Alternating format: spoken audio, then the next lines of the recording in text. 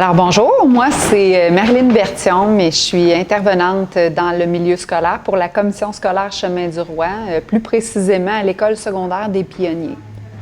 Mes connaissances générales, quoi? En Atikamekw.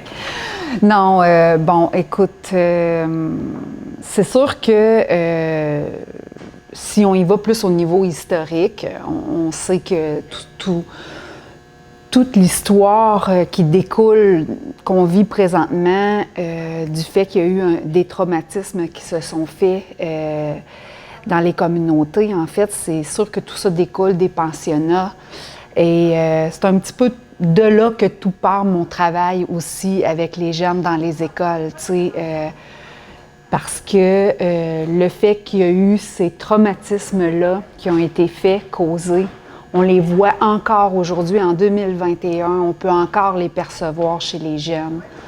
On peut sentir même que ça, c'est encore présent de génération en génération.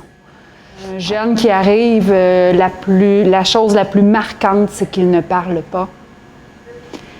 Il est effacé et ne regarde pas dans les yeux.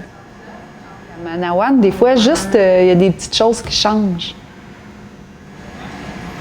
Ça, c'est mon cœur qui parle, là, vrai, authentique. Il ne faut pas oublier le traumatisme qu'il y a en arrière de ça. Les Allochtones, on dit, on vous tasse, on vous met dans un coin, puis après ça, là, vous êtes les bienvenus. Fait que là, vous êtes les bienvenus, mais ça se fait pas comme ça simplement, là. Il y a un travail à faire en arrière de ça là, pour la personne qui arrive en ville. Premièrement, elle quitte sa communauté, quitte sa famille, son milieu où est-ce qu'elle se sent en sécurité, pour arriver dans un monde où est-ce qu'elle ne s'est jamais sentie la bienvenue. Puis toi, ce que tu veux, c'est « Ben oui, mais qu'elle s'adapte, elle n'a pas l'air motivée. » Premièrement, sois pas dans le jugement, là. Soit dans l'accueil, soit à l'écoute. Essaie de te mettre à la place de l'autre. Quand on sait pourquoi, quand on comprend, quand on sait pourquoi, on comprend mieux. Donc, on accueille, on écoute. C'est ça. On ne peut pas leur demander d'être du jour au lendemain intégrés dans notre société. En ville comme ça, c'est impossible. Ça prend du temps, de la patience, de l'accueil, de l'amour. Beaucoup d'amour. De voir des fois les Allochtones, comment ils agissent ou comment... Ils sont pas conscients, tu sais. Tu n'es pas conscient quand tu dis « Mais oui, mais ils ne payent pas d'impôts. » C'est pas vrai, crime. Ils en payent des impôts. Tu sais, dans le fond, quand j'ai côtoyé les jeunes pour la première fois, ce qui m'a étonnée, premièrement, avec les Atikamekw, c'est vraiment de voir à quel point ils tiennent à leur culture. Puis ce que je remarque aussi, c'est que souvent, on va dire, bien, qui s'adapte, tu sais, là, il est temps là, que ça finisse, puis qui s'adapte. Mais avec le temps, j'ai compris que c'est pas à eux tant de s'adapter à nous, mais nous à s'adapter à eux. C'est à nous à aller vers eux, c'est à nous à leur démontrer qu'ils peuvent nous faire confiance. Que ce soit en utilisant des mots avec leur langue, bienvenue. Bon, moi, je parle avec l'Atikamekw parce que c'est en général les jeunes que j'ai à mon école.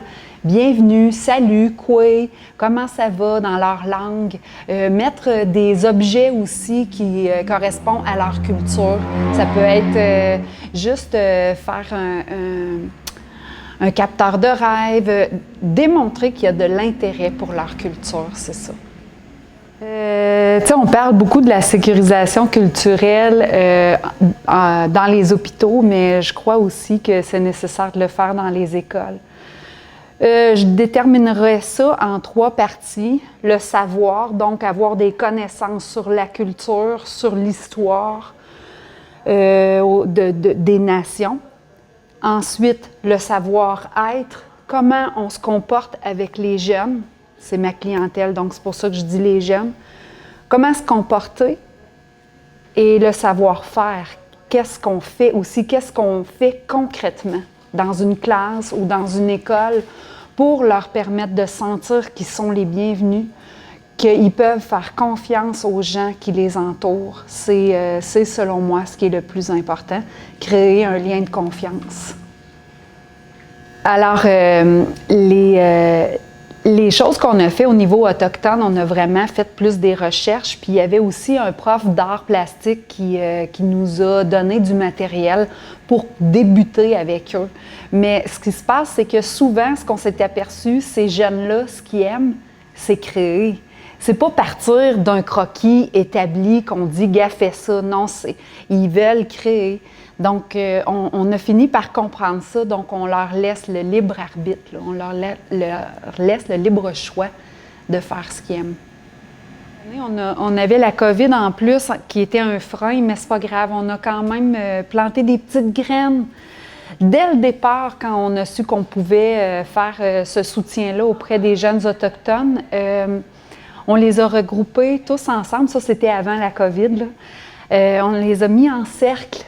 Et on a présenté le projet en disant qu'on voulait avoir un conseil d'élèves autochtones dans l'école qui allait prendre des décisions pour les autres élèves autochtones et que nous, on allait tout simplement les soutenir dans leurs décisions, dans leurs choix.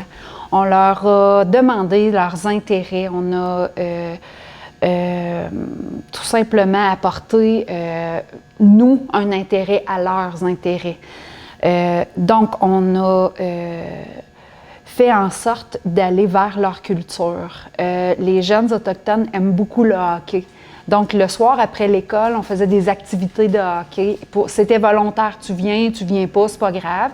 Puis, à un moment donné aussi, pour essayer d'intégrer aux élèves qui sont allochtones, on invitait des élèves allochtones pour venir jouer avec eux. Ça a été un succès. Les filles aussi adorent jouer au hockey. Ils se mettent en habit de gardien de but, puis ils ont du fun, là. C'était vraiment le fun. Les arts autochtones, faire des totems, parler à partir des animaux, donner des exemples avec la nature quand on parle avec eux.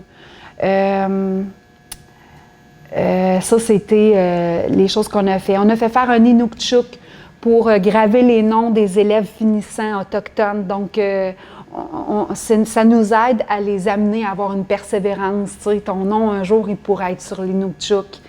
On a fait une toile, une fresque autochtone qu'on va mettre sur un mur. Elle a été au Musée Pop à Trois-Rivières. Cette toile-là n'est pas encore revenue à l'école, mais on va faire l'inauguration de la toile. C'est des jeunes autochtones qui ont laissé leurs traces sur une grande toile et l'idée était de dire « Quelle trace veux-tu laisser dans ton école? » pour aider les jeunes qui vont venir, les nouveaux arrivants qui vont s'en venir dans ton école. C'est quoi que tu voudrais leur laisser comme trace? Et ça partait en haut du réservoir Gouin, ça descend, donc on a Manawan ou Montachi, on descend la rivière Saint-Maurice jusqu'à Trois-Rivières. Puis les jeunes, ils ont vraiment été mettre des traces, à un moment donné, il y a un tipi, il y a une trace d'ours, il y a un orignal, on descend le long comme ça. Puis le titre de la toile, c'est Nitashkinan Keninan, qui veut dire ici, c'est aussi chez nous, si je ne me trompe pas. Nitashkinan Keninan. Moi, je te dirais que c'est d'avoir une stabilité. Une stabilité, c'est-à-dire avoir un intervenant qui va être toujours le même. Pas changer, changer, changer. Pourquoi? Parce que le lien de confiance est précieux. Puis un coup que tu as réussi à avoir ça, c'est dur de l'avoir. Puis quand tu l'as, c'est une pierre précieuse qu'il faut prendre soin. Fait qu'il faut assurer une stabilité. C'est ce que, selon moi, je crois qu'il est nécessaire pour les familles des enfants et les enfants aussi. Défi à relever avec les élèves. Premièrement, apprivoiser le silence. Ça, c'est un gros défi pour les personnes allochtones. Les Québécois, on parle beaucoup. Et il faut apprivoiser le silence avec les jeunes autochtones. Si on pose une question, ça se peut qu'ils ne répondent pas tout de suite. C'est pas sa première langue, le français. C'est sa seconde langue. Puis souvent, c'est juste le temps d'introduire les mots, puis de comprendre, puis aussi d'assurer que la réponse va vraiment être simple aussi pour lui. Donc, ça va être ça un peu le défi que j'ai remarqué. C'est un peu la raison de ma présence ici, hein? Parce qu'on se côtoie depuis 2 ans Et puis, nous, on a fait appel au Centre d'amitié autochtone dès le départ, quand on a su qu'on avait cette mission-là. Tout de suite, la représentante, elle vient à l'école, s'intéresse, veut donner de l'aide aux devoirs aux jeunes pour pouvoir leur permettre d'avoir de la traduction dans leur langue, s'intéresse aux activités qu'on fait, vient pendant les activités d'art, propose des ateliers de perlage aux jeunes dans l'école. Il y a un soutien qui est fait, puis ça aussi, encore là, je reviens avec ça, mais ça aide à développer davantage le lien de confiance.